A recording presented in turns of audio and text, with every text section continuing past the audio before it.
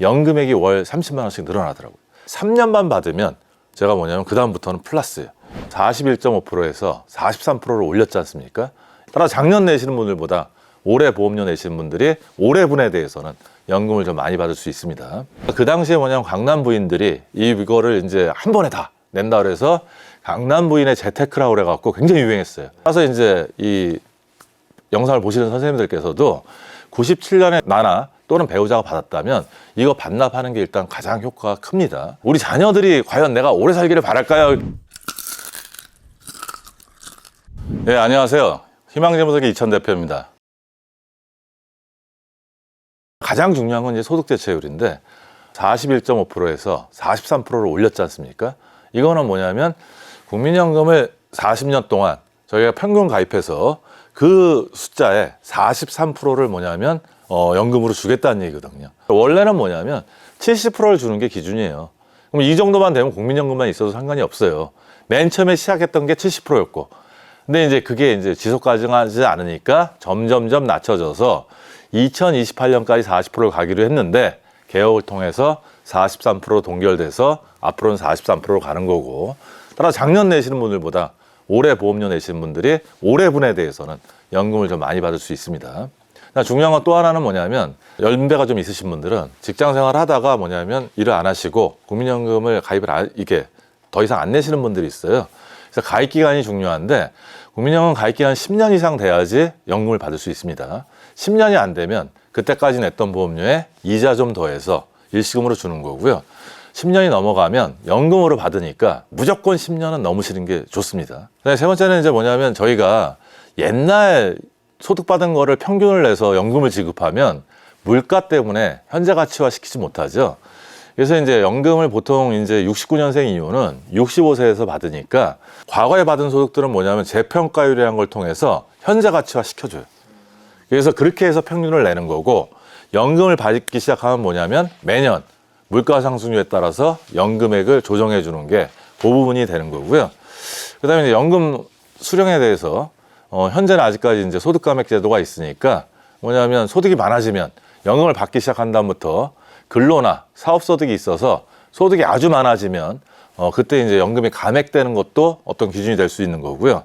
그다음에 저희가 이제 빨리 받거나 늦게 받으면 연금액이 변동되거든요. 빨리 받는 걸 저희가 조기 수령이라고 얘기하고 조기연금이라고 얘기하고 6%씩 땡겨서 5년 땡기면 30% 감액되고요.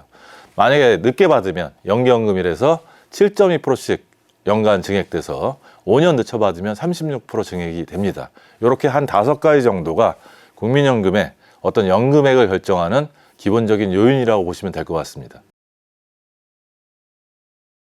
한 3가지 정도 저희가 볼 수 있는데요. 일단 반환일시금 반납이라는 제도가 있고 그다음에 추납이라는 제도가 있고요. 이미 계속 가입이라는 제도가 있습니다.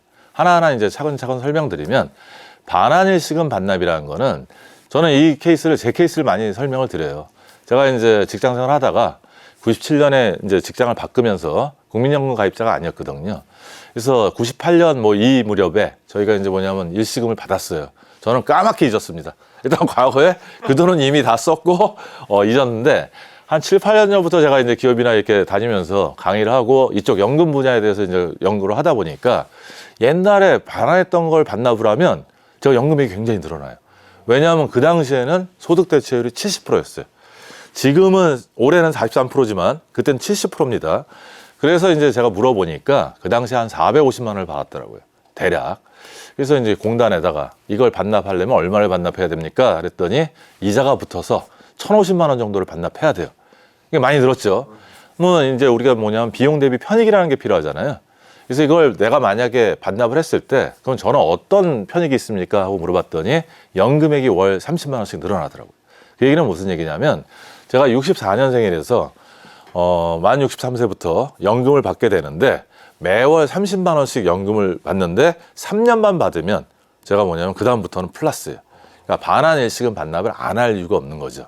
따라서 이제 이 영상을 보시는 선생님들께서도 97년에 저희 사회가 대단히 격변을 많이 겪었던 시대라서 직장을 많이 바꾸셨어요. 아마 적은 금액이라도 혹시나 나나 또는 배우자가 받았다면 이거 반납하는 게 일단 가장 효과가 큽니다. 일단 요게 저희가 반환일시금 반납이라고 하는 부분이고 추납은 이제 대부분 주부들이 많죠. 그러니까 내가 직장에 들어가서 직장 가입자였다가 직장을 보게 되면 납부 예외 이렇게 되는 부분이 있거든요. 안낸 기간이 존재한단 말이에요.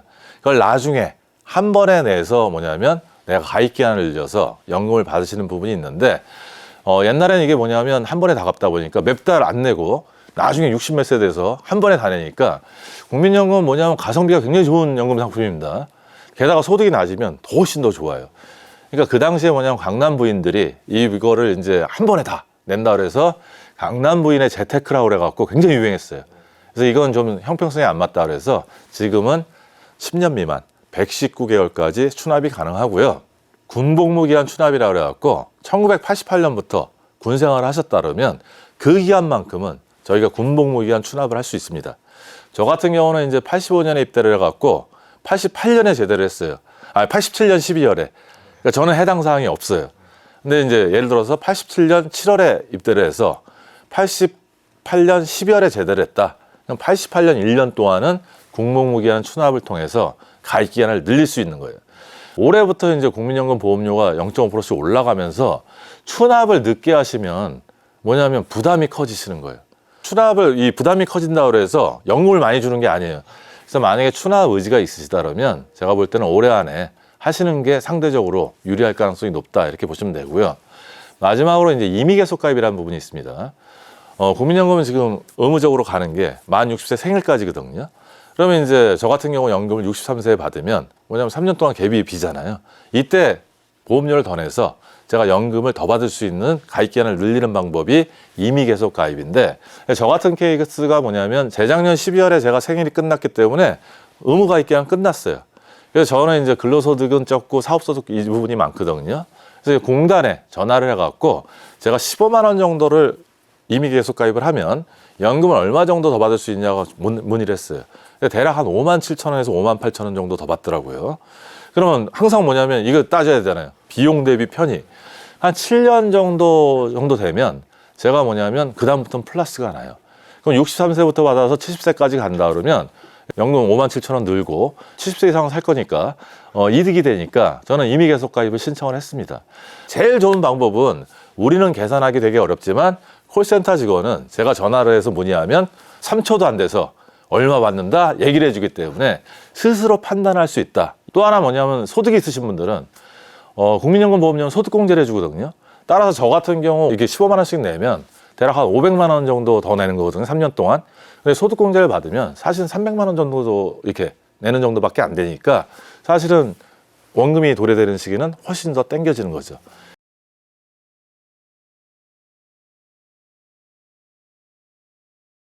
(2023년) 재정축에 나오기 전까지는 국민연금을 어떻게 하면 많이 받을까를 다 고민들을 많이 하셨어요. 근데 이제 2023년에 재정축계를 하면서 2055년에 기금고가를 난다다 보니까 이게 불안한 거예요. 그리고 이런 분들이 뭐냐면 이제 조기 수령을 선택하시는 분들이 좀 많아졌거든요. 그래서 사실은 뭐냐면 지금 조기 수령이 100만 근처예요.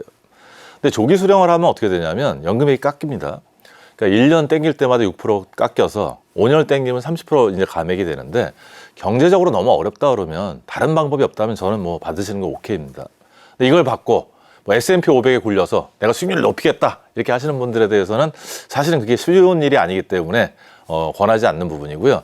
그거보다 이제 더 중요한 부분은 뭐냐면 연금은 물가 상승에 따라서 이제 지급을 한단 말이에요. 따라서 뭐냐면 70만 원 스타트하는 분하고 100만 원 스타트하는 사람하고 비교를 하면 올해 이제 물가 상승이 2%라고 가정했을 때 70만 원인 분들은 2% 늘어서 71만 4천 원을 받게 되고 100만 원을 받으신 분들은 102만 원을 받게 돼요. 다음 연차에 또 물가 상승이 2%라면 그 차액이 점점 벌어지겠죠. 조기연금을 수령하면 처음에는 별로 차이가 안 나지만 시간이 흘러갈수록 뭐냐면 그 갭차가 크기 때문에 조기연금을 선택했다는 그 선택지 하나로 나중에 받는 연금은 제때 받으시는 분보다 어마어마한 차이가 나기 때문에 이 부분을 고려해서도 저는 이제 가능하면 정말 어렵지 않으면 조기 수령은 좀 안 받았으면 좋겠고요. 연기연금은 뭐냐면 저희가 늦출 때마다 7.2%씩 증액이 됩니다. 그래서 5년 늦추면 이제 36% 증액되니까 100만 원 받으면 36만 원이 늘어나는 거죠. 요건 좀 약간 다르게 생각을 해요. 우리가 시뮬레이션 한 결과는 다 달라요. 사람마다 이제 적용하는 거에 따라. 대략 한 83세, 84세 정도 되면 제때 받는 거하고 연기연금 받는 거하고 역전 현상이 일어나요. 그러니까 오래 살면 연기연금이 유리하다는 얘기죠. 83세에서 84세 정도는 그냥 제때 받으나 연기연금 받으나 뭐 예를 들어서 이렇게 되는데, 소득이 많아서 아까 소득 감액이 되는 경우라면 그 기간 동안은 연기연금을 신청하는 게 맞지만, 일반적으로 저희가 100세 시대 뭐 이런 얘기도 하지만 모든 사람들이 다 건강하게 오래 살 수 있는 건 아니거든요. 땡겨 받는 거는 저는 반대로 하지만, 제때 받는 거 늦게 받는 거는 소득상에서 감액이 일어나지 않는 한 저 같은 경우라면 저는 제때 받는 거를 선택을 할 것 같습니다.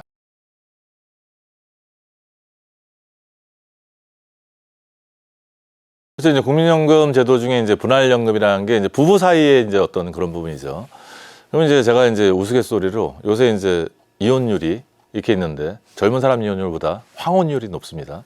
근데 이제 일본 같은 경우 정년퇴직하는 날 이혼하신 분들이 가끔 있어요. 그게 기사화되기도 해요.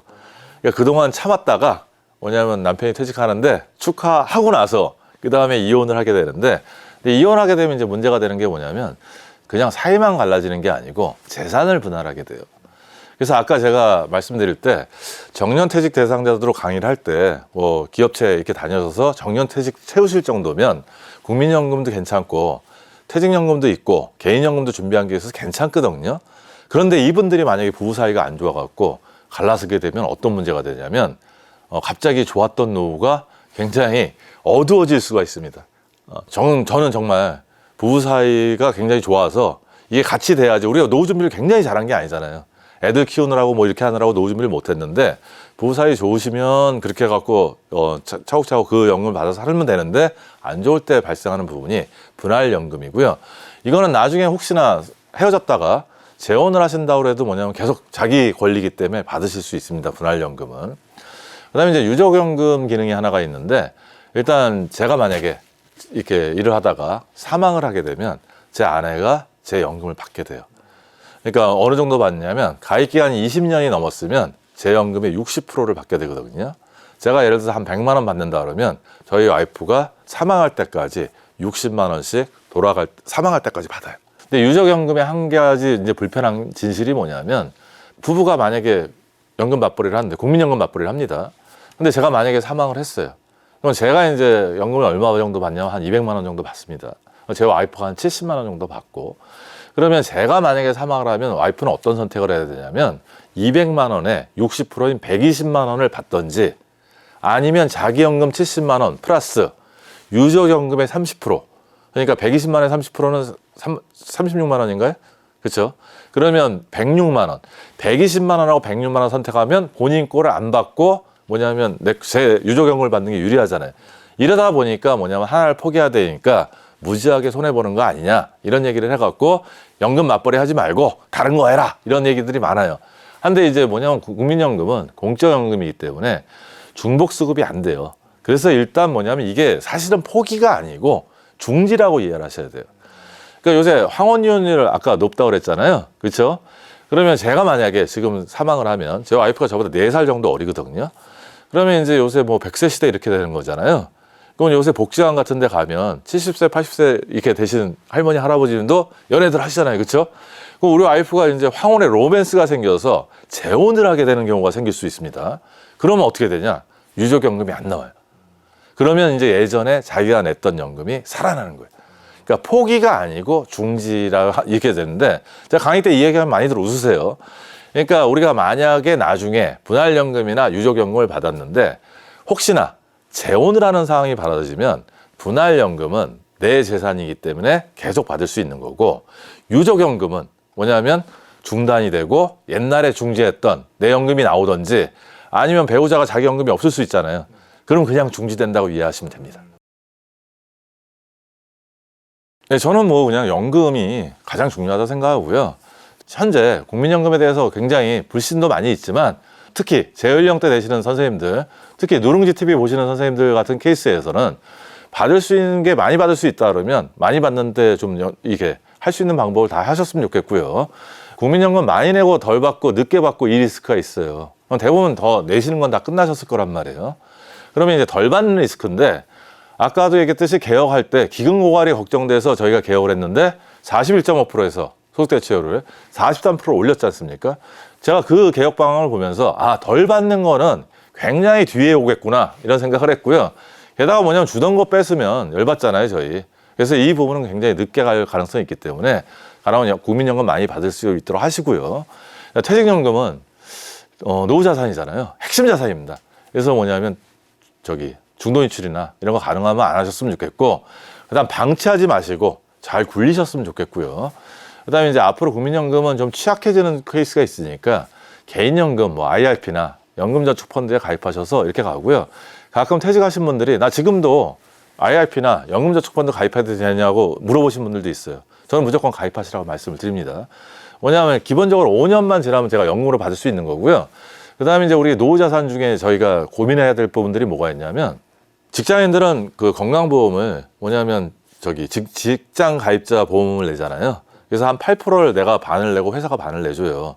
근데 지역가입자로 가면 재산과 소득에 따라서 건보료가 많이 나오는데 이것 때문에 스트레스 어마어마하게 받거든요. 건보료 때문에. 근데 우리 IRP나 연금저축펀드를 이용하시면 이 건보료 산정에서 제외돼요.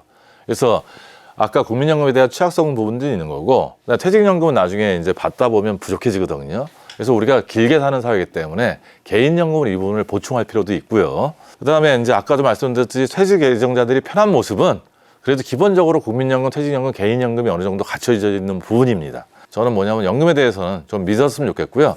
우리가 이런 얘기 있습니다. 자산은 내가 지켜야 되지만, 목돈을 내가 지켜야 되지만 지키기 굉장히 어려운 거고요. 연금은 나를 지켜준다는 얘기고요. 제가 우스갯소리로 많이 얘기하는데, 내가 목돈을 많이 갖고 있으면 우리 자녀들이 과연 내가 오래 살기를 바랄까요? 이렇게 강의 때 농담 삼아 해요.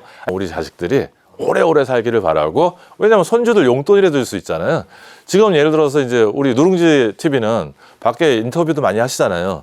부부가 공무원연금 받으시는 분들은 막 6, 700 이렇게도 받으신단 말이에요. 그렇죠? 그런 분들이 뭐 노후 준비가 필요할까요? 이렇게 가서 받으시면 오래 사시면서 손자녀들한테 용돈 주고 필요한 거 이렇게 해주면 더 행복할 수 있으니까 이런 부분들 좀 감안하셨으면 좋겠고, 우리가 쉽게 생각하면 우리가 부러워하는 사람을 따라하면 돼요. 우리가 지금 가장 부러워하는 사람은 뭐냐면 공무원연금 맞벌이로 받으신 분들이거든요. 그럼 우리도 마찬가지로 연금으로 노후 준비를 한다 그러면 목돈들이 혹시 잘못되더라도 우리 노후는 크게 문제 없지 않을까 이렇게 생각을 합니다.